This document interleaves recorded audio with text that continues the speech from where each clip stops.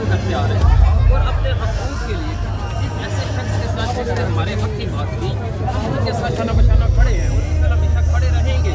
उस दिन हमने ये क्या देखा कि एक मासूम शख्स उसको पुलिस लेकर जा रही है। मेरा सवाल पुलिस से ये है, मेरा सवाल एक चीफ जस्टिस से भी होगा कि हमेशा हमारे कायद इमरान खान को कहा जाता है कि ये अदालतों में आए, हम आपको तहफ़्फ़ुज़ देंगे।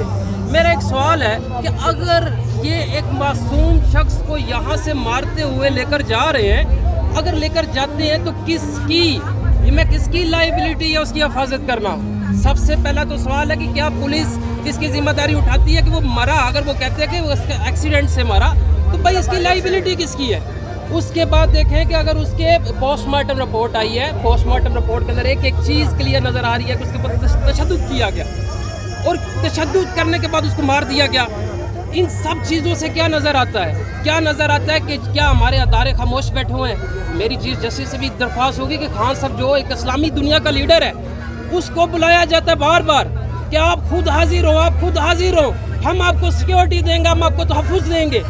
क्या सिक्योरिटी दे रहे हैं कि जो हमारे यहाँ पे मासूम शख्स जो बेचारे इस हद तक मासूम कि जो यहाँ पर खान के लिए आए हुए हैं, जिनकी किसी के साथ लड़ाई नहीं, और वो जब यहाँ से उसको प्रिजन वैन में लेकर जाया जाता है, यहाँ से पुलिस वाले लेकर जाया जाता है तो उसको मार दिया जाता है। उसकी लाइबिलिटी किसके पास ऊपर आती है?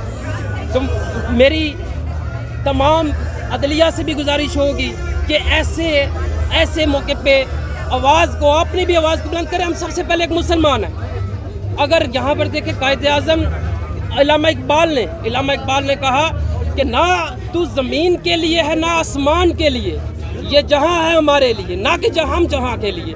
अब हम मुसलमान पहले सबसे पहले इंसान हैं और इंसानों में अगर मुसलमान हैं तो मुसलमानों की पहचान क्या है कि हम हक बात के लिए अपनी आवाज़ को बुलंद करते हैं और बुराई से रोकते हैं।